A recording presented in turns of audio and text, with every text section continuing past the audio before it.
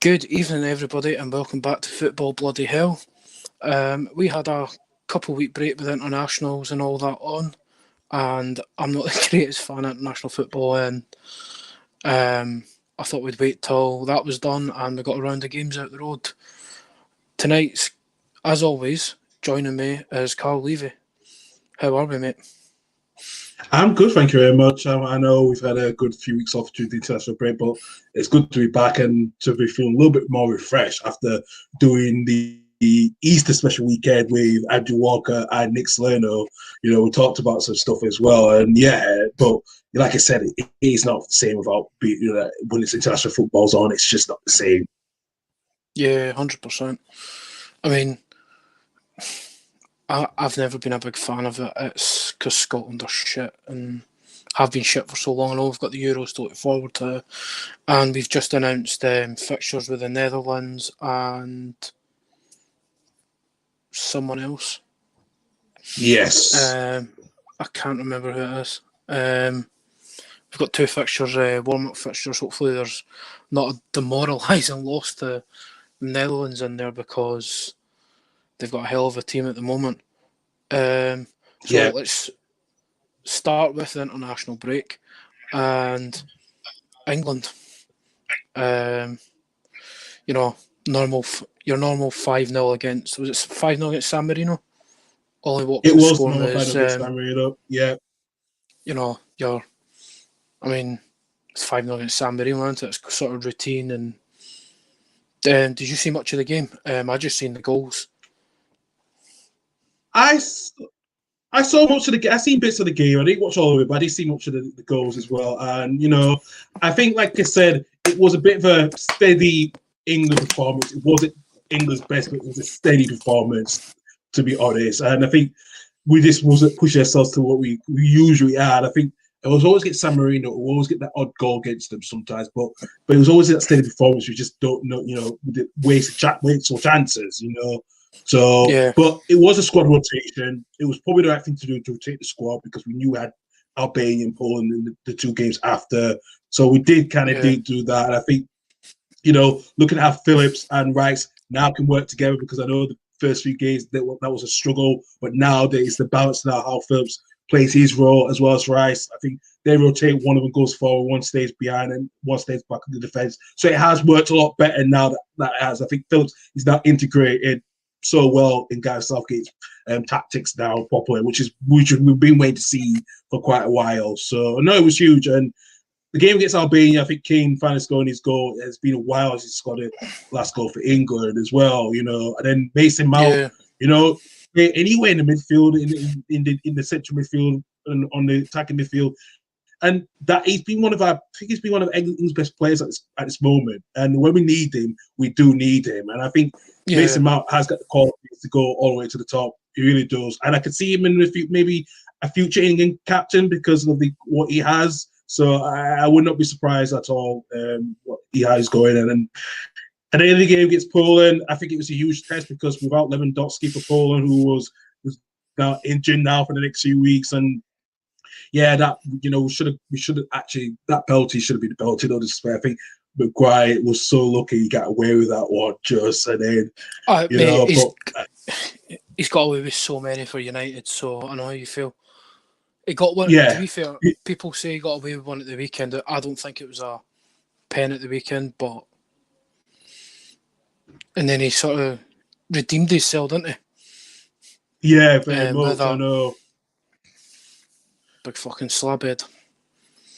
The big thing for me for England is, even just from a United view, is Jesse being back in the squad and got his goal against San Marino. And he's just back to his best, it looks like, which is, it's pleasing for me to see as a United fan, but it must be pleasing as an England fan. Seeing probably one of your best players on the lead up to the last World Cup looking like he's back enjoying his football again and back to his old self.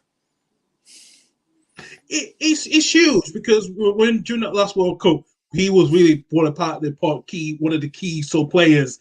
No matter if he was playing the start 11 or on the bench, he was so key. And I think after that World Cup, he lost his way. And I think that's where Gareth Southgate was kind of concerned.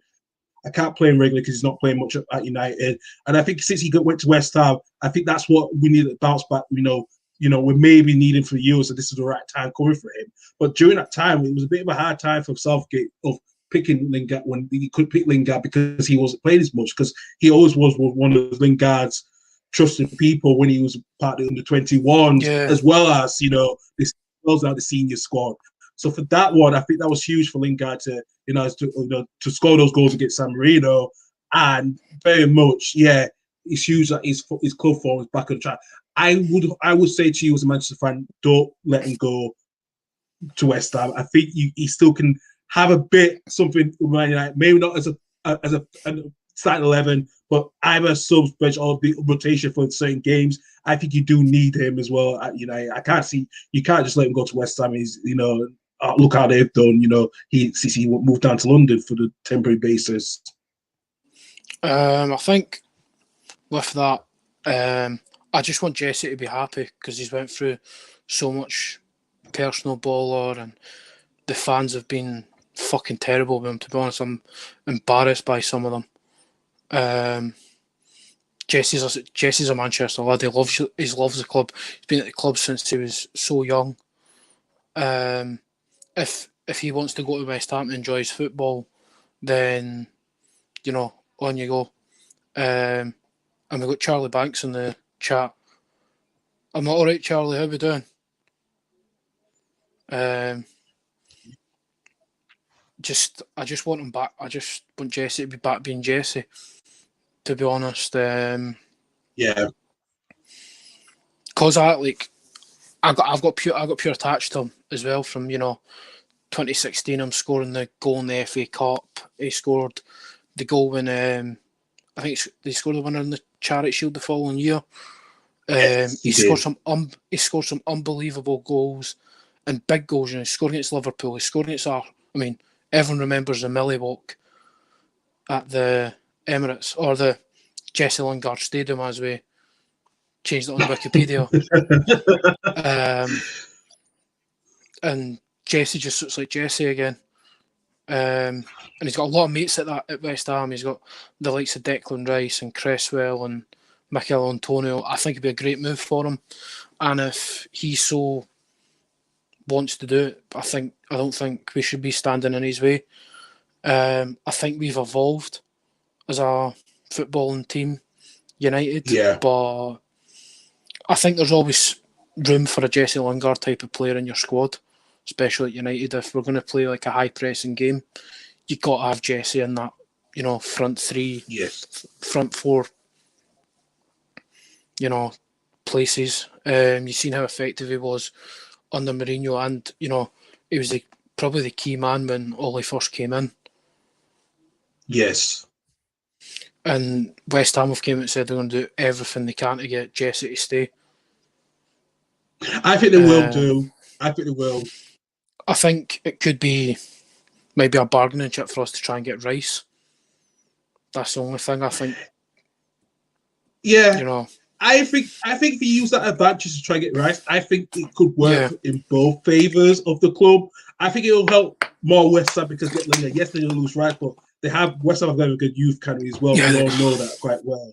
And Declan Rice is, the way how Chelsea let him go, with Chelsea as a young player. Chelsea, like I said, they were trying to get him back for quite a while, but that never came to fruition. So I just feel like at the moment.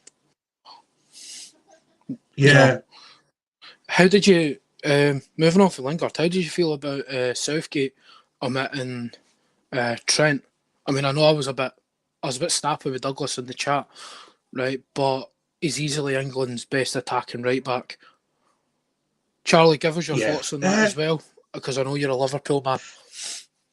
Yeah, it's a good one with that one because at the time, I looked at TAA's form. It wasn't good. And Southgate usually don't pick players, or sometimes don't pick players based on form. But he's now learning, realising, I do need to pick players on form. And I think dropping TAA was probably the right thing. And it's probably was the right decision for the time because he want TAA to redeem, to get his form back before the Euros. And I think Southgate knew he had to do something right. But yes, it was controversial. I know. I saw the group chat as well. But in my own opinion, it was the right decision at the time, and I think it will work wonders for TA to come back in. And like I said, you don't hear much in Spain because look at how Kieran Trippier has been doing for Atletico Madrid, and there's been a lot of thinking he could be the alternate. If he gets in the if TA doesn't play much of Euros, so forth. But like I said, it was the right decision in the end. Yeah, Chelsea, see why I left him out, wasn't informed, but on Saturday against Arsenal, he was back to his best. I don't know if it's, giving him a much needed rest. He's played so much football in the last sort of, 24, 36 months. Since his breakthrough, he's played so much football. And Douglas said he went, England's loss is going to be our gain. And then he was absolutely brilliant against Arsenal. Yes, he was. I don't know how much it's going to move on to Scotland. I don't know how much that's affected with Tierney going off. I mean, that didn't look great. No, that was usual for you guys. I mean, he was, right now on form. Me and Charles saying on form right now, he should be Scotland's left back because Robbo's a bit out of form. Yeah, I think it's probably the right thing. I think it's probably the right thing to, I think Robert out form. I think Tierney could have said something from the left. I know with Tierny's injury, hopefully it's not going to be the worst come to shove for you, Titan Army. But I think he out of form right now. I think he should be picked in the left back role than Robertson and then Robbo at the moment because Robbo just is not being the same like when he first joined Liverpool. It's just this season's not been his best. Last season was his best, and along with how the club did, how the Liverpool did, winning the Premier League. But this season has not been the same as it was the year before. So I think at the forward you pick Tierney over Robbo at the moment for that left back in the Scotland squad. Thing is, I think captains pick themselves in squads. I think you see that quite a lot, especially international. I reckon he's got a lot of. He doesn't look like such a big character on camera, Robertson, but I reckon he can. I reckon he can go in the locker room. You know what I mean? I reckon he go in the changing rooms. I reckon he could, properly go for it with people, but. Yes. To be fair, for them, who was it? Fraser's goal against who did we beat? Who did we have? Faroe Islands. Yeah, Faroe Islands. That ball for Fraser was quality, and I didn't watch the coming on to Scotland. I didn't watch the game against Israel because I'm sick of seeing us playing Israel. I'm so. I know. I was just it was echoed by. Yeah, it was echoed by Andrew and Nick. Yeah, they both told me. I was like, "Why are you not playing them every so often?" I'm like, "This is a bit weird, the draw pattern." But I know you hate playing against them. I'm sick of fucking seeing them, man. I mean, Steve Clark's still not beaten them over 90 minutes in 4 games, which kind of bothers me a bit. But it's just. You know what? 5 points through those 3 games. I don't think it's a bad return. We're sitting second. Yeah. It is interesting how Denmark has. Yeah, it's interesting how Denmark has really done well the first game. Winning 3 games, and also with the squad. I think having Che Anderson is really good for you guys because you kind of did need someone up front because all those years. I know Griffiths has gone through his mental health issues. We know. But he's not playing. He's not playing for Celtic. Exactly, and that's what I was forward to. Never mind him, Griffiths off the field, right? You will not find a bigger set of Griffiths fans than the Hibs lot. If Charlie's just slipped back in, he'll echo my feelings on Griffiths. I think he's Scotland's best. See, technically on striking football.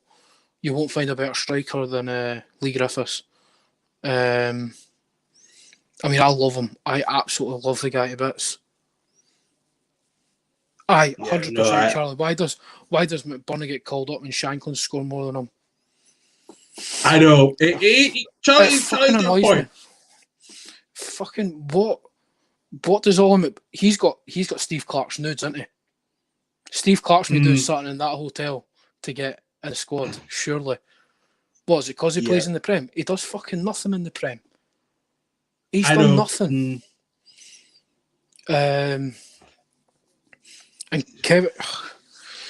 Kevin Nisbet gets 10 minutes.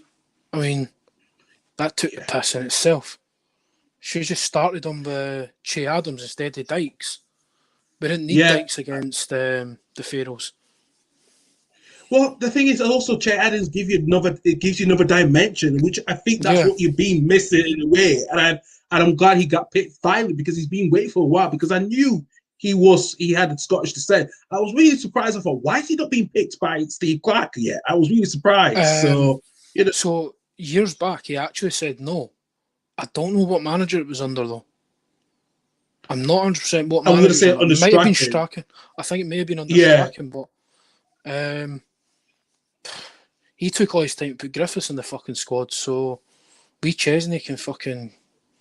I'd tell you, I would have told him to fuck off as well. Like, how is he not picking Griffiths for so long? And then he finally gets his goals against England, which probably destroyed a lot of lives, destroyed a lot of people's hearts, and he'd done that twice. I've still not forgiven Stuart Armstrong, which you've seen in the chat. I mean, I've still not... Oh, fuck off. McLeish told me it wasn't good enough. Oh, fucking hell, McLeish. Shows how out of touch McLeish really was in that job. It really does, actually, because that is surprising what Charlie just said. That is really surprising, because I did not think McLeish was arrogant in that way, but wow, he told he wasn't good enough. Do you know what? People who's not good enough it's probably the same fucking guy who booted him out of Hibs when he was like 14. It's probably the same guy going, see that wee midget, he's no fucking good enough. I'm fucking telling you, I played against him when I was at Livy Hearts through here, when he was at Livy, and he told me a new fucking arsehole. Griff told me a new fucking arsehole, man. Honestly. Try to get close to him, he just fucking pushed me away. I gave him space and he just piled past me, man. Push you away, like, I was just like, fuck off. Yeah, fuck off. Just wasn't having it. I was just like, you know what? I know who he is. I'm not even going to touch him because he's such a big Hibs man. Yeah, you're right. I think that there was issues with that previous manager under McLeish, with the issue they also say they were not good enough. And I think they were. I think Steve Clark's now with Steve Clark now. I think they are good enough. He's saying, yeah, you are good enough. I don't know why the last management was telling you you're not good enough. I'm like, how the hell are you got? That is a fucking really bad for McLeish, and he's ruined his own legacy as well. Yeah, because I don't know. I don't think he's got a Scotland legacy personally. I think maybe some people, but me, generally, I don't think he has, because he didn't qualify. Yes, he had the chance to qualify in the Euros 2008, but he missed out. But he could have done more. Yeah, that game against Jordan. Yeah, that I was going to say, the come to Georgia game. That's the one, the moment that really, he knew he was not going to be managers. But when you guys lost in Timsley, I knew that was going to happen. Yeah, and then he left for Birmingham. I know. Jeez. But no, I think over the piece, over the 3 games for Scotland, I think I think we can take Austria in the return game. I think the second half against Georgia we played really well. Could have got right at them, and David Marshall's made personally 2 mistakes for the goals. And then McGinn's goal was unbelievable. I mean, I wanked the guy off enough speaking about him, but Jesus Christ, that boy can do no fucking wrong. I mean, I hate this whole thing of everyone singing the Super John McGinn song, because that's ours. I'm not having these cunts from Villa singing it. It's fucking horrible. I'm going to agree with you that one. I'm going to agree with you. You started it. it personally belongs to you lot, not to the Villa fans. Sorry, Villa fans that I offend, but it always been belonged to the Hibs fans. Let me tell you that one. Yeah. Yes, me and Andrew we support both two different teams in Edinburgh, but doesn't mean that. But I do agree with him that it's their song. You can't take that away from them. I mean, I've not been at a Scotland game where McGinn's played and heard them sing it, so I can't say. But it just feels weird. I mean, I've seen the video of the Villa fans singing it, and I'm like, oh, it's ours, no, it's ours. But he's as expected, ripping it up down there. But have you announced games for who you're playing before the Euros yet? I think we have got some games actually, and I will check that now because I think I have heard some announcements this week. We've got the Netherlands and someone else. It got announced. Yeah, so I can't remember who our team is. We've got Austria and Romania before our first game against Croatia. So that is our first, our last two games leading up to the Euros. So yeah. I think we've got somebody like Latvia or something. I've seen Luxembourg. I think you do have Luxembourg. Yeah. No, it's Luxembourg. Yeah. So probably give Luxembourg a pacing and probably take a 4-0 off Holland. Depends what Holland turn up though. It totally depends what Holland turn up against us though. Yeah, because the one Holland last week that lost to Turkey 4-2 and then the one 7-0 in Gibraltar. Yeah, you do question that which Netherlands turns up. The one thing I will say with Luxembourg, we thought Luxembourg was I know Pusho was a little bit. How did Republic Ireland lose to the 1-0? I didn't get that one. I was like, what the fuck? Oh no. I was sitting. What was I sitting watching? I think I was sitting watching the boxing, the Dillian White fight, and the chats fucking blew up, and I'm like, have they fucking just got beat off them? Yeah, because it was my friend. Yeah, I could go to, you know what, right? I could get me, you, Charlie, and go and grab another 8 folk, 8 or 9 folk of a couple of bench players, and we could fucking beat Luxembourg. Yeah.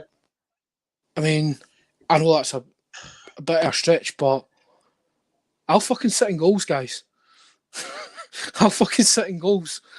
People like teams like Gibraltar and Luxembourg, the Faroe Islands, San Marino, and all that, you should just be absolutely pasting them. I mean, how they might have fallen with Ireland, qualifying and all that, and with Martin O'Neill, Mick McCarthy sort of steadying the ship, and Stephen Kenny, I think his only other job was Dunfermline. Dunfermline, and then it was Dundalk, and then it was Iron under 21s before he got the gig. As you see, the thing at the moment, they have really been so bad, and I think because I talked about this last week on the show with Andrew and also with Callum from from Devon Vale as well, and we all agreed that with what's going on with Irish football, it's so bad. And I was watching the Jack Trout documentary just last week on BBC. He'd be turning in his grave, innit? Yeah, that's what I was about to say. He's turning his grave thinking, how did I turn from a team that was average to go from the first, some of the sports guys made a very good point, like a players. I think it is right. I think that's been the issue with Irish football. I don't think they've been developing as much. I think there's not a lot of Irish players in the Premier League. I think Seamus Coleman, and not one of them, and Andrew's saying, there's not one of them is under 32. And Seamus Coleman's the only one I think he's in his 30s now. 60 grand, Seamus Coleman, huh? Yeah. I think, you know what, that's a good point Andrew's making. It is. About all that. It's always been a problem now not having enough players playing at a higher level. I think with both Irish federations. You look at Steve Davis. I mean, he's 36, 37? He's, 100 plus caps. Don't get me wrong, still a cracking player. That's a good point. I just think the Irish football federation's been going, downhill since the whole problem with Martin O'Neill's contract and Roy Keane leaving.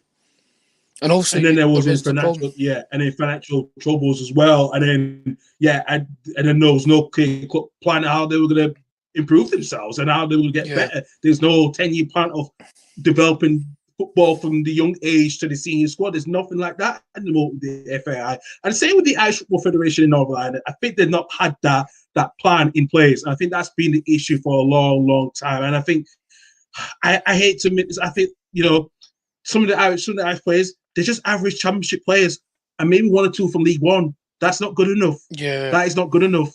But I'm growing up watching Ireland in the 2002 World Cup as well as 2016 Euros, but seeing them qualify, you had Robbie Keane, you had Steve Staunton, you had the few players who were playing. They were playing in the Premier League. Yeah, they were playing in the Premier League. How can that go from that to that in the space of 15 plus years? Yeah, but it's happened with us. It's happened with us. It's happened with the Scots. We qualified and qualified and qualified and qualified, and between 1998 and now, there was nothing. We had the players, we just didn't have the collection of players. Now, you look at our squad. David Marshall's playing at Derby County. Yeah. You look at the back three. You look at the squad in general, you've got Premiership players there, Championship players there, higher end of the Scottish Premiership. There's a proper, calibre of player there. Exactly. And you look at the under-21s and you go, you still got Ryan Porteous, you still got Scott McKenna, you've got a whole host of young players that are ready to come through. David Turnbull, are we going to see Billy Gilmore? Exactly playing regularly for clubs. You look at Andrew's right. You look at Scott McTominay over the last couple of years. Looked a very basic football player when he first came through and developed with playing regularly and playing international football. I personally think he's one of the key men in the squad, whether he's playing in the back three or playing a holding role. Which me and Andrew could talk about all day, playing what formation we're going to play, as you've seen. Mm-hmm. But I'm going to get away from international football because I'm getting bored talking about it now. Yeah, let's move on. Let's move on to the weekend results. Right, where do you want to go? Do you want to go Premier League or do you want to go Scottish Cup? I think we'll go Scottish Cup. Actually, I'll leave the Premier League in a bit. So. Right, I'm going to take lead here for last night's game. Hibs winning 3-1 down at Dumfries against Queen of the South, showing you Hearts fans how to deal with Queen of the South. Yeah, I know it could have been us, Andrew. It could have been us, basically. Listen, I'm not. Listen, furthermore, congratulations to Borough Rangers. Not only they beat us, but also they've won the Highland League. They've just been promoted in a few games. Yeah, it was. Yeah, I'm just gonna say that for the fact, right? So listen, I know you. I think you lot have a better. It's been so bad for us. I'll talk to you. You know what? It'd be poetic if we won the cup, wouldn't it? It'd be so good for Jack Ross to win the cup. It fucking would be. You know that, wouldn't you? Yeah. Bloody hell. It'd be kind of funny with me as well because I've been in the Jack Ross out camp and I've sort of steadied myself off it. But last night we sort of weathered a bit of a storm. Queen of the South were quality. I thought they were a really, really good team. They are a good team. They have given us issues in the championship this season as well. They are a good, decent team. They've got great technical players. Rhys McCabe is a brilliant player in midfield. He wasn't at Rangers for nothing. Yeah. If I'm right, he's actually from Livingston. Yeah. Aye. You know what? I'll give him more than a Viagra if he wants to get past the semi. Listen. We've got the most handsome manager in the league, and I'm fucking straight. And I look at him and think, Jesus Christ, he's fucking good looking, man. But no, you know what? Right, let's get obviously the draw has put Celtic and Rangers against each other. So we're going to lose one of the Old Firm. Hearts are out. Are Aberdeen out? Or are they still in? Aberdeen's still in. They're going against Livingston. Oh yeah, so it is. So it's going to be the Boarfest. Yeah, as you said last night. Right. I think Livy. Do you know what? Do you know because fucking Canberra plays for Aberdeen? I hope Livy fucking slap them. Snake bastard. I know, fucking man. I know, dirty snake bastard. But no, Jeez. on Hibs, got over the sort of gritty start we had, and Doige gets a goal from a ricochet at a corner where there's about 10 handball appeals during the corner, and Doige gets his goal, which I was quite buzzing from because he's got a hell of a lot of stick this season off a lot of the Hibs support. After scoring 18 goals last year, he's done a lot in Nisbet's doggy work. Not dogging, fucking hell. He's done a lot of fucking dirty work for Nisbet or Boyle or that. So yeah, for him to get a double, which is brilliant. His second finish was class. Jesus Christ, Joe Newell. Joe Newell's ball was just. If you seen Twitter when that happened, everyone was just like Joe Newell, and then we get the third. Nisbet plays Boyle through, and we get the third. But the goal of the game, I thought personally, was the Queen of the South goal. The young left back Maxwell on loan for Rangers. Just a lovely, lovely goal. Yeah. I think we've got to give a contract to Matt Macy as well. Oh Jesus! He's been brilliant for you guys, actually. That's some run we could get. I mean, Stranraer, we should walk past Stranraer. You know what? I remember we played Stranraer, and was it Stranraer? No, it's Forfar. In fact, never mind. Yeah. I thought it was a Boarfest 1-0. In fact, no, it was Stranraer in the League Cup. I fucking nearly it was fucking freezing at Easter Road. I was sitting next to my mate and I was just like that because it was so fucking boring. Yeah. Fucking freezing cold. And I'm just like that, sort of 2 Bovrils in my hand like that, just like try to keep myself warm. You have to. Hardly anyone at fucking Easter Road. And I've sort of gone like that and I've poured the fucking Bovrils like over my trainers. Fucking raging. But there's a boy that's actually scored back-to-back own goals the last 2 times he's played Hibs. And I don't know if he's still at Stranraer. Got highlighted on Twitter last night. Charlie will have seen the tweet. I think we follow the same folk. But no, it should be another easy run to Hampden. And you know what? We'll take Rangers in the final. And we'll get another 3-2 against them. And you know what? If we fucking win this, I'll run down fucking Leaf Walk half naked. I'll get fucking Mankini, man. I'll get fucking Mankini. I'll do it. I'm going to record that, okay? I'm going to record that. I'm going to see me just... Yeah. Yeah, I'm going to have to record it. Alright, so... Fuck it. I said, you know what? I said if we fucking beat Hearts years ago, I'd run down fucking Princes Street naked. I know. I'm kind of recall that. Pumped. You've just got all residents of Leaf.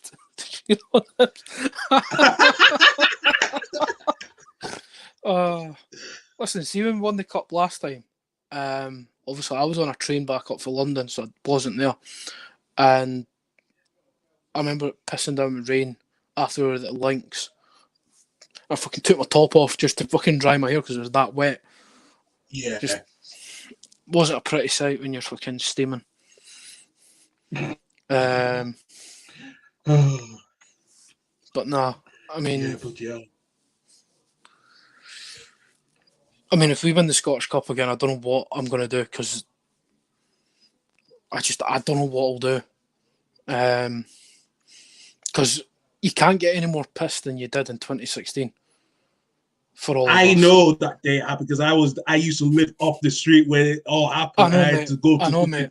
Yeah, I had to go to flipping co-op to get something. I thought, do I really want to stay out here? I was like, man, we just went back to our flat. Mate, and I'm I went back surprised to you the got out your co-op later. fucking flat. Hey, I was cooking something that day. I was cooking something that I got from that. I think it's this Cook Fresh subscriptions, right? So I was doing that. I said, man, Yeah. I went back again after later on. You lot steamed up all the stalls. I'm like, what the fuck? Where's all the drinks? Mate, Bloody hell! you should seen going off script like we always do. I remember sort of coming up the road, and we'd won the cup, and there was other Hibs fans on the tracks, and I was just like, I was crying my eyes out, and I was just like, right, first class bar, let's go. First class bars next door. I was just like, can we just get a bottle of champagne? Fucking wasn't even to do anything to drink it. That it was just to go like that. But, yeah, I know. I sort of got to Edinburgh as the Hibs fans go back to Edinburgh, and I'm coming off the train for London. I actually seen like 3 or 4 of my mates, and they see me. I just grab them, and just hug. Like, never hugged my mates so much in my life. Hugging, kissing. Can't believe it. Right, I'll see you later. I'm gonna dump my bag, and yeah. The next day was just unbelievable. Where was I? What pub was I in?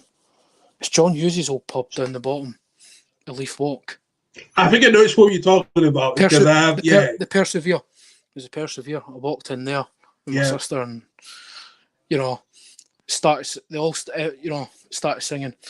When Hibs went up to lift the Scottish Cup, we were there, and my mate Liam's dad, turned around and went, "You weren't there though," and I was just like, "Fuck off, leave me alone." I was at the fucking League Cup final. I vowed not to fucking go to the Scottish Cup final if we got there. Yeah, a bit of a ritual. You just didn't want to do it. Yeah, exactly. Yeah, it was like I felt like I was a bad omen for Hibs going to cup finals. Yeah, so you need to get in the way for the right needs to be waving the stick. Yeah, for the sake game. Yeah. Exactly. I would have done the same as well. Biggest regret in my life, because I would have been on that pitch. I probably would have been the fat guy that broke the fucking crossbar. I went through the crossbar. And then we found out you get arrested. Like when our good friend Douglas had one of these. I wouldn't have got arrested, man. I wouldn't have got arrested. I was just ran back into the stand. I would have found a way back, because the first thing would have been, right, if we get back in, there's a fucking massive piss up all the way home. Would have been like, out for days. Pretty sure every other Hibs fan have said that's the greatest day ever. The greatest day ever. I'm not sure. Even, it doesn't matter if we win it again. Nothing's ever going to top that day in May. The best thing is, right, Sturgeon's got all the pubs open for it. Where it's actually like, if everything goes to plan. After what's going on in the fucking medals the last couple of days. Oh, fuck off for the medals. Just a couple of Neds. Just a couple of Neds being dicks. Just a couple of Neds. I hope things do go to plan, because you're not the only one here. Our friend, my exit house of friend wants to get us back into pubs, myself and Helen. It's like, right, okay. So I'm going to have to plan this out carefully. I know. So, mate, we won't make that much an RC being a Hearts fan there. We won't do that bad to you. I know. I hope not. It's not like Buddy Hudson leaves, because that was the issue with people drew the line with that one, because, I did tell you so briefly. I'll keep it short. There was a Huddersfield Town fan, a friend of mine I went to school with, sat in one of the town stands. Yeah. And he got trampled. I said, dude, what the fuck? I said, you don't sit in the town stand because you're going to get caught out. And he didn't take any of our advices, and he fucking did that. And I'm like, the fuck, man? That's when Huddersfield came up, wasn't it? So it was just, so we're both in League One, Championship League One. Yeah, that was rough at the time, yeah. I'm like, the fuck, man? Why do you just do? Why you do? Why? I said why? Because monkey see, monkey do. Yes, I know. It's that whole thing. It's like, right, and fucking before someone says monkey see, monkey do is a fucking saying. It's not fucking racist. Yeah, exactly. I know. Yeah, before someone fucking jumps on that. I'm one of those. I'm one of those people. Mean. See when someone says monkey see, monkey do. That's me. I'm that fucking stupid. You know. Yeah, don't worry. Don't worry. But listen, Charles just said fans will be back. Fans will be allowed back in Hampden. Oh God. God. Yeah, that's gonna be interesting now. But what's in mind now? Come on. Oh, I'm away that weekend. I hope I'm not. I hope I'm not working on that weekend. That's a question. What weekend does that fall on? Oh no! I'm gonna have a look weekend now, does that fall on? Yeah, let me have a look right now. Let me have a look right now because this is gonna be interesting now. Because oh dear, the 11th. I think the game is on the 11th. The first game. No, I'm talking about the Scottish Cup final. It's not Scottish Cup final. That's interesting because if it's on that weekend, if it's on before, if the fans back before the Scottish Cup final, then I think you should go. Then you could go. Yeah. Because I've got all my Saturdays for work literally right in front of me. Like any Saturday, I'll work. Yeah. Yeah, because she said something today that she could be hopeful that that all the fans will be at U2 to the training matches, and she did say that. So, because I think the deadline for Hull City is tomorrow, so we should know actually if it's confirmed that Scotland is also hosting the Euros, but hopefully get the Scottish Cup final back as well with fans back in. Yeah, definitely.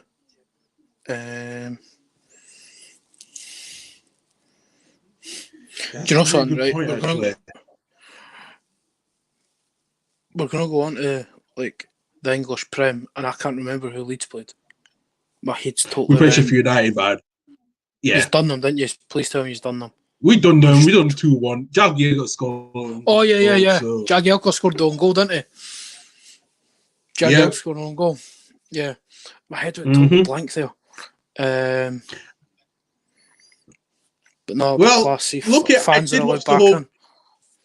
Yeah, hopefully they will be allowed back in. But on a penultimate game, there's going to be some test events going with the English competitions this month. Yeah. So hopefully that will get some Leeds fans. I know Boris has said about the FA Cup semi-finals. There's going to be like 5,000 fans or something in Wembley. Yeah, and he said the FA Cup final will be at least nearly 10,000 fans. So where's that being held? UEFA Cup final. It's both at Wembley, all at Wembley, as usual. Bloody hell, that's mental. So yeah. How are you feeling about Alioski signing for Galatasaray on a Alioski? Yeah, Alioski. Listen, let me explain. We know, but it was the anniversary of the two fans got stabbed to death in Galatasaray. It was the 21-year anniversary. But yeah, just passed. I think people have been, yeah, exactly. But let me just explain to people, and I know I may get a bit precise answer. Yes, it was controversial with some of the Leeds fans in the past have gone to join Galatasaray, such as Harry Kewell. I know that was controversial. But I think this time, it's a little bit different. I think this time it's a little bit different. Alioski's contract was going to end, and I don't think he was going to be part of our plans. And yes, Galatasaray jumped the gun, but do you know what? Alioski has been a huge part of our club. And I would not call him as Judy. He's been fantastic for us at the club when he signed a few years ago under one of, let's say, Chilino's couple of signings after the math. But he's been part of a plan, and everyone loves him. He's a cult favourite. I think a lot of Leeds fans, some of my notice fans might not be happy, but we can't hold Alioski back. If he doesn't want to sign with us, we have to, we have to let him go. And I think, yeah. Absolutely. Look, yeah, it's that. It's just for that at the moment. I think we should be we should appreciate for what he's done because he helped Leeds get promoted. That was what his goal. He wanted to make sure he stayed in the Premier League, you know. And like I said, he's going to be 30 next year, within between the next couple of months or so. For him, he might want to say, you know, I've done my bit here, Leeds. I've been full part of it. I think Harry Q was a little bit younger than that. I think he was coming in his late stages of retirement. But Alioski was being peak Liverpool, form, wasn't it? you know. Yeah, just after Liverpool, exactly. Just after Liverpool, Harry Q did that.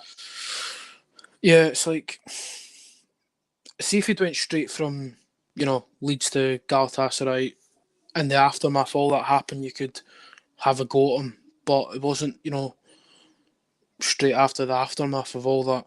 You know something, until I'd seen it posted on, you know, Facebook and Twitter about that, I didn't even realise it happened that sort of close to being the announcement. I thought, oh, that's a bit...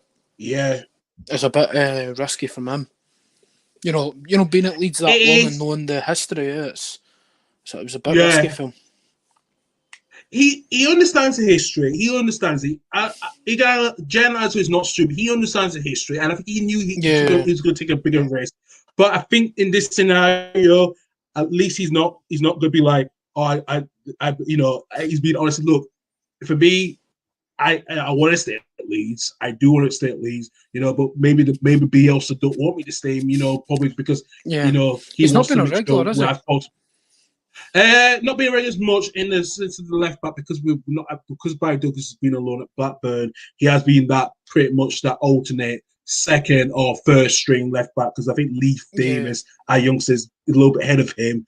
You know, in that set, but Alioski, when he plays certain games, Alioski gives everything, man. And you know, listen, once it's all been confirmed, I know there was, absolutely. Once it's all been confirmed and stuff, I think you know we have to give him his best wishes. Yes, I know there's gonna be some fans gonna be a bit angry, a bit pissed off, and do death threats, whatever. But please respect for what he's done because he stayed at his club because he felt the club needed promoting. He was not one of these players that I don't love the club, you know, being so rude. But he genuinely cares about Leeds. He always has been, you know. He is a cult favourite. So, and you know, when he's been doing his Gianni camera, when he's like he still did the videos, you know, during the COVID. He's been doing it.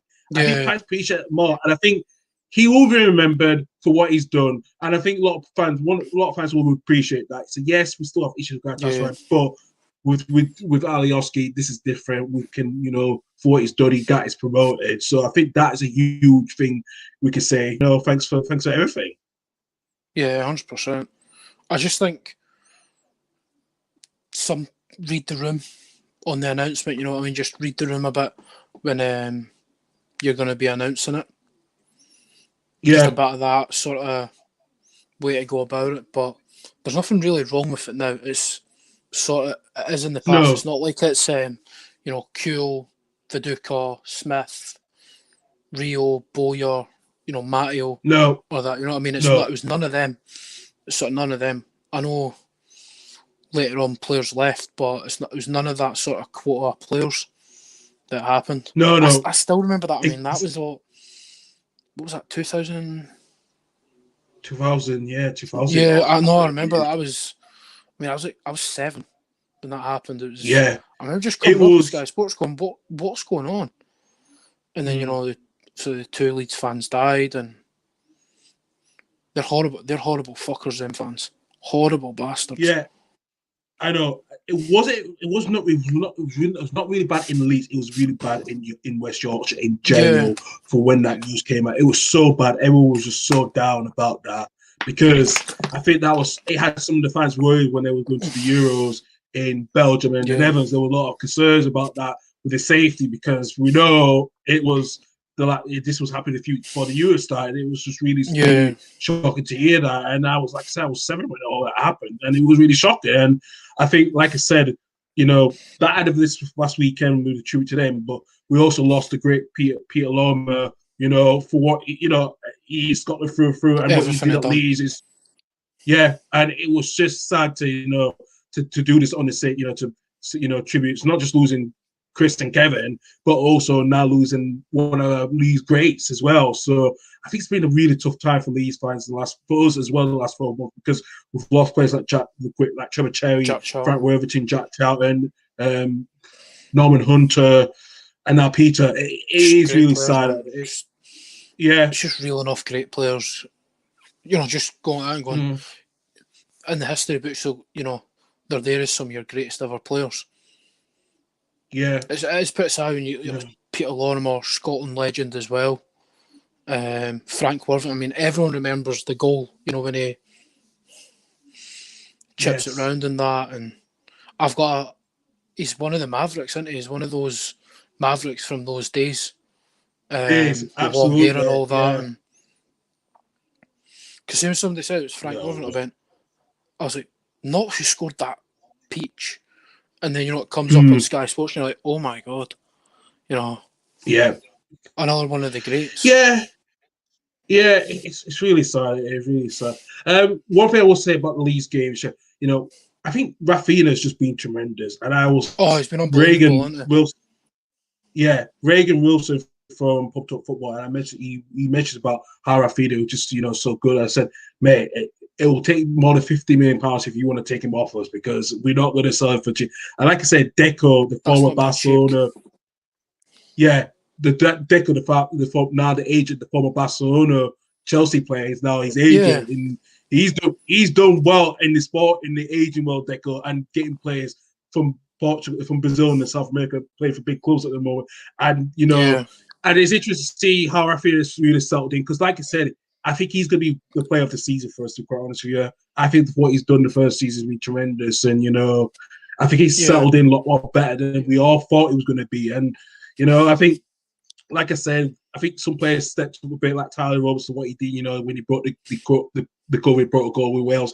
He stepped up that game on Saturday as well. I watched the game because even though I was ill a little bit, I did watch the game. And, and now we're over the 40 points now. We can now focus on next season. But I think Bielsa wants to make sure we finish as better we can do. As and then we can focus on it. Yeah. Yeah, because it's where Leeds really should be, isn't it? I said at the start of the season, you're going to be top 10. Not sort of pushing you up, but you'll be top 10. I think that's sort of where you're going to sit. And see, even when you look at the spending of the clubs, you're probably about there anyway. Sorry. Yes. Yeah, absolutely. We saw that spending close to Leeds, to Liverpool and City, and probably less, probably a little bit more than Spurs. And we have been playing difficult. I know, look at Spurs where they are at the moment. They're so bad at as well. But we have spent wise in the right places we need. I think Llorente is now coming that we see now. I know he had these problems, injury, and his it affected his performance. So he's coming now into the team now. Getting Robin Koch back as well nearly in the season, that's huge for us, because he has been good for us before he got injured against Chelsea 100%. In December. So it's now we're getting some certain players back. And I think Bamford, the way that Southgate did in picking the team, because I think Bamford did say he was waiting for that by the phone, and he saw it on Twitter. It was on Twitter about the squad announcement, and I felt to myself, kid, do you know what? Now I can see why Bamford is now somehow he's challenging for the Golden Boot. See, the thing is, right, I think Southgate's got a bit of a dilemma now, because obviously Kane's going to go. Kane's on the plane, right? Are you just going to take 3 or 4 strikers? Because Calvert-Lewin's I think it's going to least, right? Calvert-Lewin's in there straight away. So it's going to be what? Is it going to be Ollie Watkins, Bamford, and Ings? You know what I mean? Ings won't go. I think Ings is affected. Performance has not been good the last couple of weeks, so I don't think he will go. I think it's between Watkins and Bamford at this particular moment. I'd also will say, because I'd look at Gary Neville and Jay Gallagher's in the squad, they're not picking Jadon Sancho. Sancho's been injured, and it's not surprised he's not had a good season. Sancho's been. You know what? Statistically, actually has, but it's not been Jadon Sancho from last season. You know what I mean? No. Charlie, Vardy's retired, man. This is the thing. It's a good question. No. But the thing is, thing is, see with Vardy, he's what, is he 33, 34, right? He retired for England to 33 prolong now. his playing career, right? Exactly. So many players have done it. You know, the likes of Scholes and all that done it. He can't be arsed with it. He's got a young family. I mean, me, if I was Southgate, I'd be like, listen, you're not going to play every game, but fucking hell, just come. We're going to have our games in England. But no, if I was Southgate, I'd go and speak to him. I'd at least have the conversation, or try and have the conversation, and be like, have the conversation at least. Yeah, because I do question. I don't think Mason Greenwood will be. I think Mason Greenwood will be in the squad. I think there's been talks about that one, but I have my concerns. No, but that's what I'm saying, because that's my concern. I think that I will take DCL. I take Kane. I'll take Watkins, and I'll probably take Bamford and more away, because I know Rashford will have to play up front as well. It's going to have to be at least 4 or 5, Rashford, and this is still a huge dilemma we haven't. Yeah, I think with that, see Rashford, right? He's scored a ton of goals, but he's been shit this season. And he's playing injured. I don't want him to go to the Euros. I don't want any of the United players to go to the Euros with England. Fuck them. It's always a United player's fucking fault when something happens. You know what I mean? It's always a United player's fault. It is a bit of that conundrum. I'm not going to lie to you. It is a bit of a conundrum with that. The thing is, do you take Sterling or do you take Rashford? I think that's going to be a decision, because I think Sterling's been awful this season. Yeah, I know. I see, because this is the thing. So when I looked at both Garner and Jamie Carragher's squad, I think Carragher went for James Ward-Prowse in midfield. I think he went for Greenwood as well, and Rashford in that. Yeah. So it's going to be interesting, because I'm going to have to make my squad pickings at some point this week or next week to decide who I would take. You know, yeah, I think Charlie's right. I think both will go. In that opinion, I think that's deep. They will both go. You know, Sancho will not go. I think Sancho's not going to be in Germany. He's going to be in Manchester anyway, so it's fine. I think Sancho will miss out. Jude Bellingham will make the grade. Jude Bellingham's got to. I think Jude Bellingham's got to be in that squad. But with Sancho, Bellingham, I think Jude Bellingham. You know, Jude Bellingham is more my favourite going at the moment, to quite honestly, yeah. Yeah, I love Dortmund. I think I think he's quality. I think he's made such a good adjustment over there, and I love watching. You know what? Saka should probably go as well, but he's injured at the moment, and that's another problem. Yeah, there. I would agree with that. It's so much issues. We've got to get for me as an English fan, we've got to get the selection right. It has to be right altogether. You just can't. And we may not be taking a lot of defenders. This whole thing with the right backs and all that. For me, you take Trent, you take Trent, and you take Trippier. You take Walker as a centre back. Yeah. Because if you're going to play the back three, and you play Walker, Maguire, Stones. You know what I mean? If you're going to play a back three, and you can probably trust Maguire and Stones if you're playing a back four. I know Maguire's got a hell lot of stuff, but I think he's a little bit of that trust down. I think maybe it's just me. I think Maguire's actually been class this season for United, especially after what happened in Greece. Yeah, Karl. Yeah, 100%, 100%. Yeah, no, I agree with the Saka thing.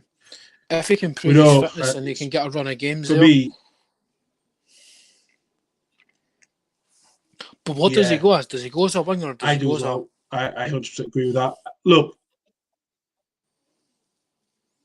There you go. Ooh, this is a good question with that one. I think he could, maybe as a winger, maybe but I don't think he will be using the winger position as much. No, I think. But Southgate needs to make a decision with that one. Yeah. And the one thing we've been consistently talking about on this is to make the a decision. relegation. I think I've lost connection to you, Karl, a bit. Don't know if it's my signal or yours. Yeah, I kind of get you back there. Yeah, I hope to get my connection. I hope that will make a difference. Stability.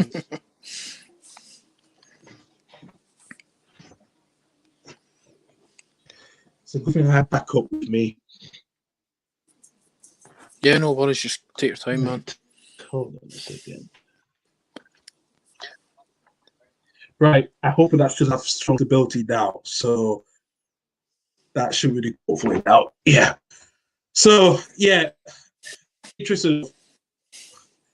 I'm people honestly. It's a bit of it's a selection that needs to be right. It has to be 100% right. Yeah, definitely.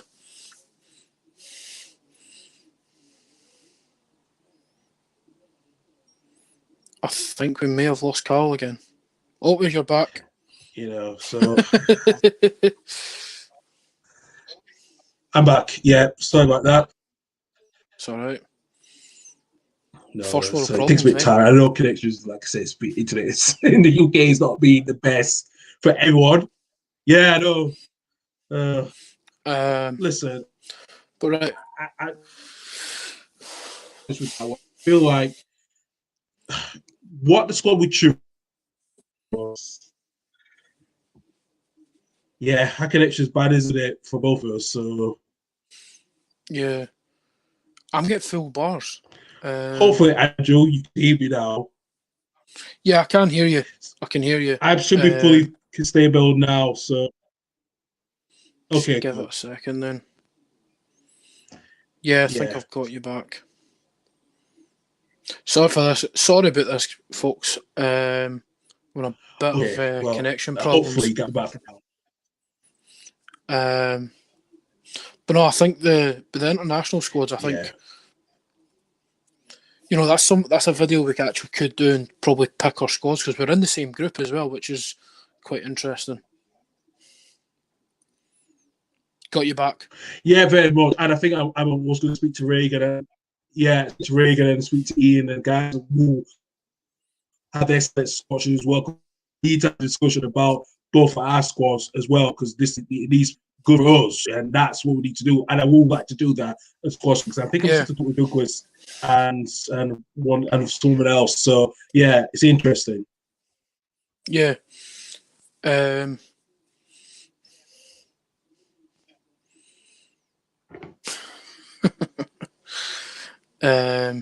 But no, I just think. But going back to the Premier League because they have some results. Yeah. Yeah, going back to the results, there's a couple of mad results. West Brom winning 5-2 Chelsea. Oh mate, what was all that about? Yeah. What was all that about? And what was Tuchel going back, sticking to a back five? Bringing Christensen on. It was something like that because of for CH. Look, I think with Thiago made a huge fault himself for that, and the way in the first 10 minutes you knew, I thought he's going to get booked, and I thought to myself he didn't look right because he just didn't have up front with Pereira as well, and then that second booking, he thought, Chelsea's going to probably going to either collapse or win this game.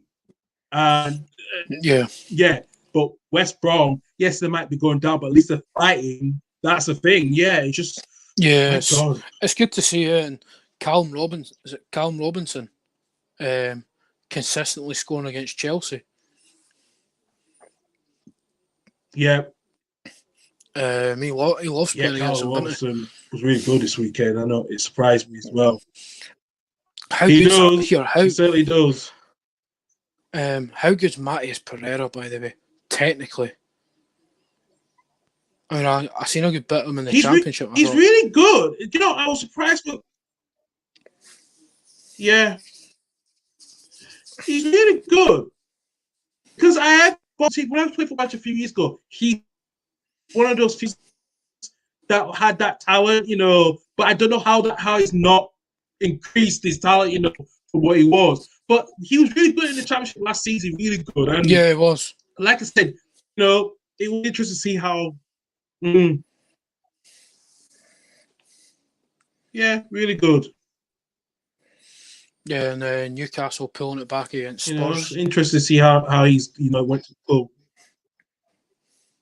club. Well, look, it's been interesting with the Spurs at the moment. I think some of the players are losing patience with Jose. There's recent rules going on in the newspapers down in London today about it, and it prize some players are losing patience. That why do you think Bale's kind of announced that he's only going to be there to Real Madrid. So for that, it is a bit of a patience going at losing patience just at the moment at Spurs. I think Newcastle looked like they did have a bit of a fighting chance, but with Fulham getting that goal, even though they lost 3 weeks. Villa, yeah. That's going to be interesting in the final day of the season because Fulham back play Newcastle. I know. I mean, that's how that's the last day, isn't it? That's one of them. I just don't know in a way how it's going to end. No. Andrew, I hope you can still hear me because I know. Yeah, I can. Connected. I know there's been some issues with either of our internets. You know what? It's the first time we've actually had issues in, the videos we've done. So I think we've done pretty well. I look like I've completely got you back. Very much. I know. Yeah, you're back. It has been a while since doing it live. It's on a wheel. Yeah. God. Oh dear. And also, no. But who the fuck's going down, man? I said I've been fucking consistently saying Newcastle going down. I'm like, oh fuck, it could be fucking Fulham now with that, that loss, and I don't know what the fuck's gonna go on. I mean, this league makes an absolute dick of you. Putting it nicely, it makes an absolute dick of you. Because it's only fucking does, yeah. It's just one of them. It's so weird. Weird and wonderful things of the Premier League, I think. It's weird. And the COVID season and all that, no fans. I know. It's fucking weird. I don't know how that's there. Like I said, we're not playing for nothing leagues, so I think we'll have to give one or two results away who we got left. But I don't know how it's got down to this. I really don't. And No. and like I said, that's a good point, Charlie. That's a fucking good point. I see what Charlie said. You know what? Yeah. I don't know what Newcastle are doing right. I've got a fucking I've said on here tons of times I've got a huge soft spot for Newcastle. But them playing each other in the Championship, that'd be fucking mental. I mean, that'd be the 3 teams from the North East in the Championship as well. Because obviously Middlesbrough are down there. Yeah. That'd be mental. That'd be the first time those three. Be the first time those 3 in the same division for years. I think since the 80s actually, because Newcastle was still in second division at the time, around the mid 80s, I think, middle to late 80s, I think. So that's gonna be this is gonna be. See when Middlesbrough got promoted by Karanka, were Sunderland already relegated? Yeah. Because I knew were they relegated? Oh fuck! I was going to say it was going to be that season. They were in the same. It was Newcastle. They were in the same. Both got relegated. Yes, both Middlesbrough and Sunderland was in the same division, and then they got relegated together. Yes, Newcastle came up. So I will just be. Yeah, Newcastle came up exactly. That it's going to be interesting because that has not happened for quite a long time. So I would be very really keen how these 3 teams go, because this is going to be a battle for for the whole Northeast who takes the I know. rights, I hope it's fucking Newcastle. Yeah, 2009 was the last time. That's right. Yeah, 2009. Yes. Because Newcastle got Yes, relegated that year. that is That's the true. year. Jesus, man, that's the year what United done the Newcastle. last 3 in a Yeah, row that Newcastle year. went down the same time, 2009. Yeah, exactly. My God, that is gonna be bloody hell.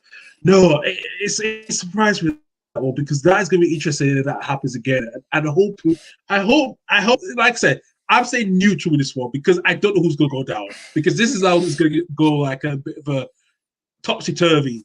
It really is. I don't it's been know. topsy turvy the I really whole don't time. know. I think the worst thing for sort of Newcastle is they had that 10-point cushion at one point. You know what I mean? They had that cushion. They did. And I think that was their problem. I think complacency sort of stepped in. I mean, injuries haven't helped. Very much. No, but the complacency stepped in, and as well as the off the field issues as well too. It came at the wrong time. It really did. See if it, and they've lost. Is Isaac Hayden still injured? I didn't see the team lineups. Yeah, I think he still is. I don't think he's not been playing well. I think they're trying to get him back before the end of the season, but yeah, he's been a huge miss, Isaac Hayden, in that team. Yeah. Right. Getting on to my lot. God. Because I'm not even going to talk about City because they're just running away with it. It's done. It's over with. But that's fine. One thing I will say, right, is obviously the announcement of Aguero. I mean, I know on one of our last lives with Andrew, you've got me a bastard with the Aguero goal. Pay tribute to one of the best strikers the Premier League's ever seen. His goals to game ratio is fucking mental. Absolutely mental.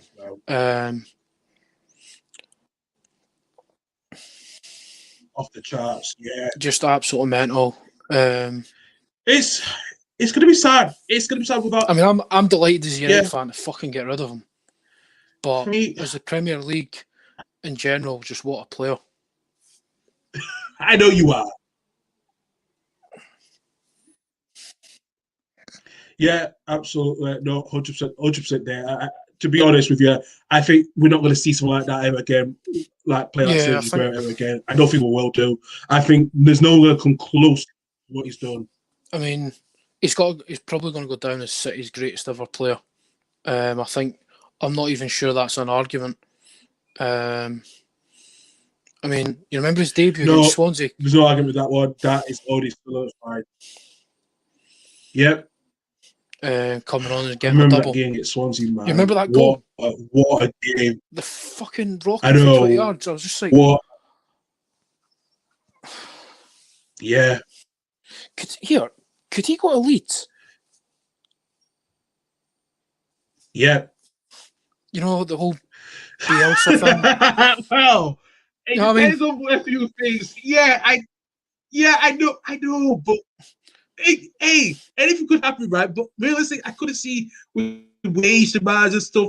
And the one thing is interesting enough because, look, I know City might not get a striker. Depends what they do this summer. But the stories we keep about with Erling Haaland, because he was born in Leeds, and there was a story about him again that he's one team he will play for. Yes, he will play for City and all that stuff and all the big ones. But no, I hear me out. I know you might still say that. No, on you go. Hear me out. But I think in his plans, he will actually either at some point during his play career, not maybe after his peak, just after, he may want to play at Leeds. I'm not saying he's going to play at Leeds between his age now, between 20 and the next 29. Probably from 30 onwards, he would like to play for Leeds. And that's something that we'll always consider quite much because I think he was never part of the youth academy, but we always had interest, speaking with his father and stuff as well. But like you said, no, It's just with his old man, it's isn't it? interesting. The Graham thing might be interesting. Yeah, exactly. It's the whole thing But with his the old Graham man. thing is a lot more interesting than you said. Yeah, I don't know. It's a good thing with the Aguero stuff. I think Aguero could, but it may not happen because of the wage demands that he wants. But he might go back to Argentina because I think he's missing his son. He's not seen his son. I think he's been back. He's been alone in Manchester for quite a while for the last few years. So I think he'll go back to Independiente where he first started and finish his career for the next few years on with them. I mean, it's going to be there or Barcelona, I reckon, if Messi sticks out in it. Barca, supposedly, Barca's basically said, contract's there if you want it. But I just think one of the best. Yeah, well, it depends with the financial situation as well, too. Yeah, I just think he's one of the best strikers we've seen on these shores. In general, just one of them. Oh yeah, absolutely. A one-off. A one-off. He's actually stuck around at City. He was part of that, company. Yaya Toure, David Silva, Zabaleta. That sort of 5 quartet that came in. Yeah. Yeah. And really, we're going to conclude it with Malot United getting a 2-1 win against Brighton. Wasn't the prettiest of games at all. Brighton played really, really well. I think we all enjoy watching Brighton. I always do. Play football the right way, and I do as well too. I mean, if they can get a striker, wow. You know what I mean? If they can get a striker in that will, score those goals that the chance creation's mental for them. So yeah, I know. They get the opening goal through Welbeck, which a little bit dies inside every time he scores against United. Oops, sorry, I'm getting the hiccups. But we turn it on a bit in the second half. Bruno plays into Rashford and we get the goal. And I think there was only one winner from then on. And, Greenwood getting his getting the goal. I think United had to get that win. And that's basically top 4 secure for us, which is brilliant. There's always going to be one winner. And I know it's good for you guys. It's really good for you guys. You got the top 4 now. And I think now what you do now, you just get more points to finish, trying a little bit closer to City. That's probably the best thing to do now is that. And I think maybe you guys can because, like I said, you City have already got the top 2. It's the other 2 places now going to be interesting now because with Chelsea losing and Leicester losing, everything's kind of open now. Again, like, how the hell this is not going to... Yeah. It's about as mental as the bottom 2. I've got you back properly again just now. Good.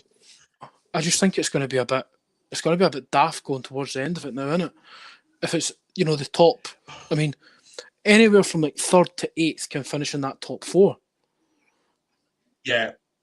I mean, what is it?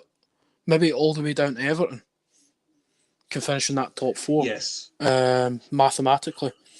I mean, Liverpool's win was huge. I think they were fantastic. Yeah. They were absolutely fantastic. Can't even stress how important that win was. Just look back to their best, which is a great thing for them. They can go and take that into the Champions League this week. Which is good because there's no Ramos and there's no Varane. And Varane is out. I was like, what? He's out of goal. I was like, you see it? I'm not coming on Friday. 100% not. Are you sure about that? I may have to plug in coming home for work. Do what Douglas did because he had to plug in the last. Yeah, he had to plug in the last 30, 40 minutes of our show. So just plug in if you need to because we know that we have to. I'll plug in. Right, I'll plug in. Yeah. I'll get plugged in for it. Cool. Because that should be a good laugh. the thing is, right, the interference is so shit on the buses when I'm on the phone and I like know. having my mask on and that. And I kind of don't want to be like, anytime I talk. Well, the issue we had with Douglas, because he was so windy that day when he was talking to us, we heard most of him. So when he got home, we took a break, we heard him when we got home. So, and then his dog was in the background as well. So it did actually liven up. It did liven up the atmosphere. We did liven up because when we had Karl Laurie and Callum Laurie from the commissioner from Denver Football was tremendous. And I'm glad Douglas came on. I think Douglas was, and Douglas was listening to it as well. So it was really good for that. And then we talked about the stuff as well, because as well when we talked about early on. So, and like I said, I don't mind you lot plugging in because that's what you do. You come in the last if you need to, because I'm sometimes going to be like that if I'm going home if I'm busy with stuff. Because like I said, when the lockdown eases, I probably be back home seeing my family, and I'll probably have to do the school run. You lot will have to start the show without me. I will set everything up. But like I said, when I come back, I'm back. So that is how my life is going to be like for the next couple of months. So I'm not surprised. Don't worry about that. So, but no, one thing I will say about, and I'll go to Scottish Championship. I don't know how fucking bad we are.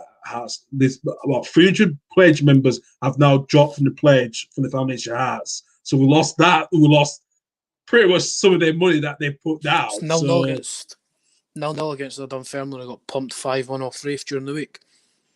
Yeah. I mean, for what I can gather, you were pretty dominant as normal.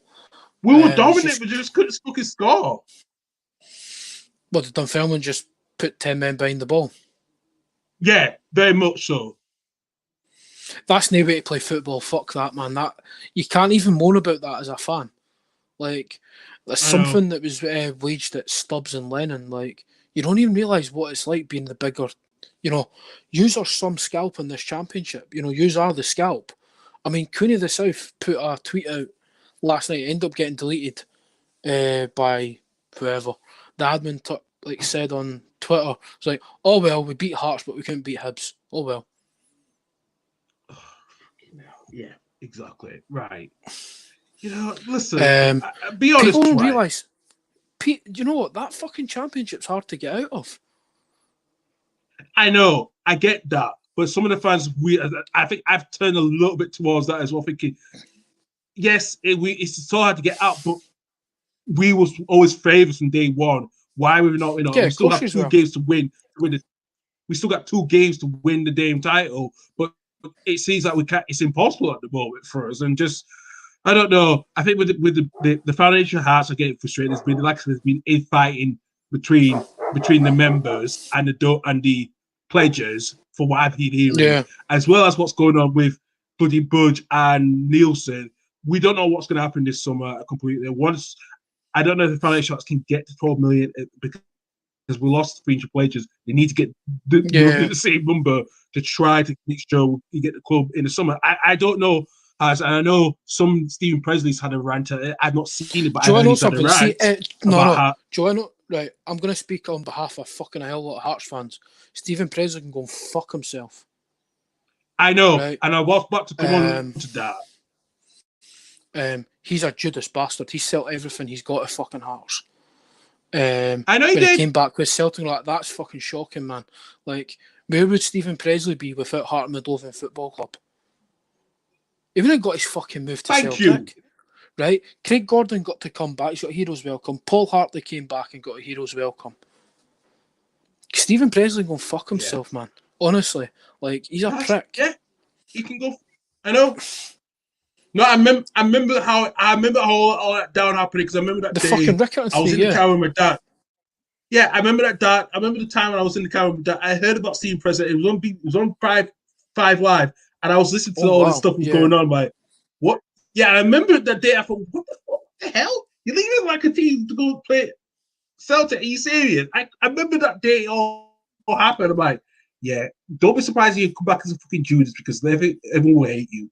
And you know what? The way he came out that rant, you think he still has through, but he can fuck off, to quite honest. Yeah, I don't really care about it, to quite honest. So yeah, like someone I follow on Twitter was just like, no, that Judas bastard can get to fuck. And I thought, I had to actually look into it and be like, what the fuck happened here? And like, he's so like, got rid of all his Hearts stuff. He was Hearts captain. Like, he was it for Hearts, and he was a great Hearts captain. Scottish Cup I winner and know. everything. And, you know, there's a reason why Craig Gordon is still hailed back, you know, got the club 10 million quid, which probably financed the club for 5 years. Exactly. Right. Exactly. And I think, I don't know, did you get money for Hartley? We did get a bit of money for Hartley, yes. Yeah, I think we did. I'm going to check that because I don't want to say it in... Oh shit, hold on. I've just fucking opened up an email by accident. No, I think we did get a bit of money. Paul Hartley. For 1.1 million. Well, there you go. In the last year of his contract, was it? Yeah. Yeah, because he went in the January. Last year contract. Yeah, because you know what? Fair play to him. You know, he's a class act, Paul Hartley. I liked him when he was at Hibs. I mean, he only scored 6 goals in 36 games in 2 years at Hibs, but the thing is, he scored a lot of important goals. He scored a couple of goals against Falkirk that year. Yeah. I just think, you know, the way you hail Craig Gordon, and bloody right you do. I mean, when he said he was leaving Celtic, there was only one place he was going. Back home to Tynecastle. Yeah. Oh, yeah. It's quite... I'm going to take out me being a Hibs fan out of this, right? Because if I'm going at it like a Hibs fan, I'm just going to be like, get it up, use. If I'm looking at it as like, even if that was happening in my club, I'd be like, what's going on? Let's get this fucking club off these cunts. And let's, you know... But I think there's obviously problems with the foundation. I don't know the ins and outs of it. I don't know. I'm actually... I'll try and find out more about it. I'm supposed to be going to see one of my mates in a couple of weeks. My mate Stephen, who's fucking hell, he's such a big jambo, and I think he's a member of the foundation and that. I want to know the ins and outs because I have heard there has been some I'm guessing you're a member of the foundation, yeah. I want to be, and I'm hoping it'll be done.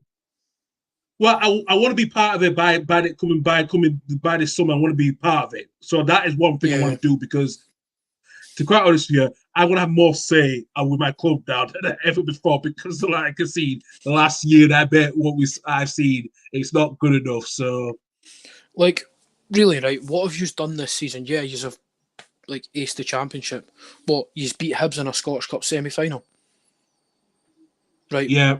But you lost the final, so you have revved up. You have revved us up. I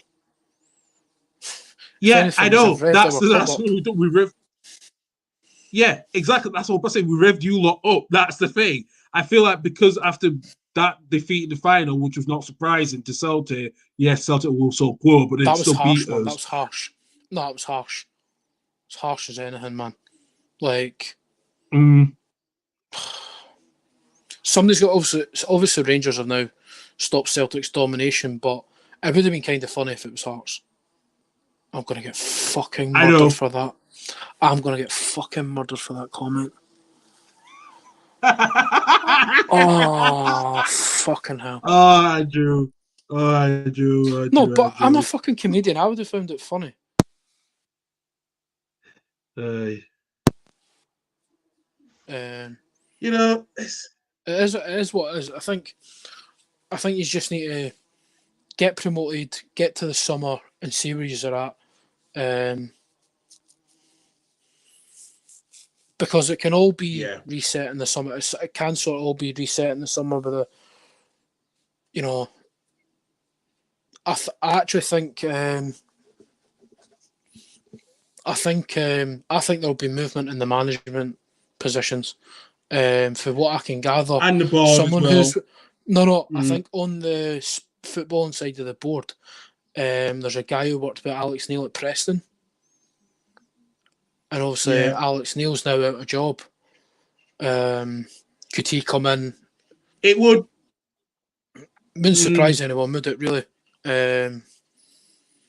Yeah. Built his Yeah, profile it would back not be up a surprised couple of about years. because And yeah, he done a really good job at Preston the last few years. So yes, I know he had the pool, but he did a good, decent job at Preston because they were challenging for the playoffs, and he yeah, got he'd done all Norwich right up at as well too. Norwich. You know, And yeah, he'd done a brilliant job at Hamilton, and despite the fact he fucking relegated Hibs. But that was no mean feat what he'd done. Hibs were 2-0 up for the first leg. You know what I mean? And took us to penalties, and you know, got Hamilton sitting third place for long enough before he left. So there's good pedigree, and I don't want any. You never want anyone to sort of lose their job, but I think it's going to become, you don't want to get back into a full time cast on just see the signs. Budgeon, Nielsen, not fit for purpose, and I see it on all the. I don't follow Hearts on Facebook, right? But because I've got friends who are Hearts fans, I'm just seeing the stickers continue on the Facebook posts and all I went that. past. And I went past the sticker at Craigleaf Retail Park the other day. There was a sticker right when I was driving past it on the bar. I thought, yeah, "Yep, that's it." Oh yeah, Craig Leaf's more a fucking. Is it? Oh, I don't know. I probably think is. there's a lot of trouble. There's a lot of trouble going on at the club. It's not good. It's not good. I mean, No, I want you use up, and I want to be battling for third and fourth with use. yeah, Any Hibs or Hearts fan that says they've not missed derbies this year, they're fucking lying. I have. yeah. There's I've missed nothing, the even derby. like there's just nothing like Derby Day weekend. Even if you're not going, even if you're in work, it's like, right, we better win because I need to go and I need to face these cunts at work. Yeah, You know what I mean? You need to face them at work. You need to face them in group chats, and you know what I mean. I could I say anything yeah. in I November do. when you beat us? You know what I mean? Could I say anything? I literally couldn't. You I was just couldn't. like, You bro, couldn't say nothing at a and time.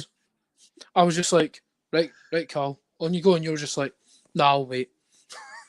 You know what I mean? I'll wait. Yeah, yeah. Exactly what I I think did. You know what? I think you're just waiting until you get back up, and then it's like party time. It is. That's what I'm waiting for, and I think it's probably the right thing to do with that one. So yeah, I missed Yeah, that banter with my colleagues at work because there's a few yeah, it's there's a few of shit. us in that. Yeah, I know. And I probably much if I do, for example, move like I said, I got a job interview next week, so you know quite well. If I do Yeah. go with them, there's gonna be a lot of banter with that stuff in Oh, it's that gonna be brilliant, man. It's office gonna be as well. class. Yeah, it's Yeah, gonna be class. Right, I'm gonna yeah, end it there because absolutely. it's fucking 10 to 7, and I've got fucking washing and shit to get out. And I've got Carl, to go have my dinner and prepare dinner as well. yeah. So we'll arrange to do next week's show. Um, Charlie, who's been in on the comments, I'm actually featuring on Strong Opinion Hibs this week. So a little plug for them.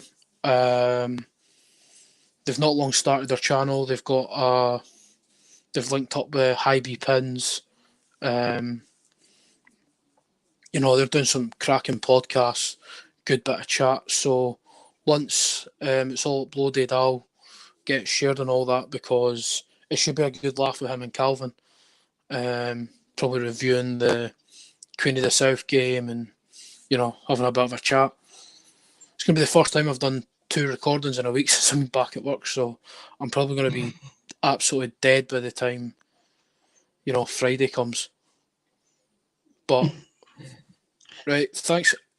I think Andrew and Charlie have been in the comments. It's been a good laugh the last hour and a half, and we'll see you back next week. Karl, Yep. thanks again, man, and I'll speak You're to you soon. welcome. Thanks for All everyone right, man. again, and we'll see you back next week. All right.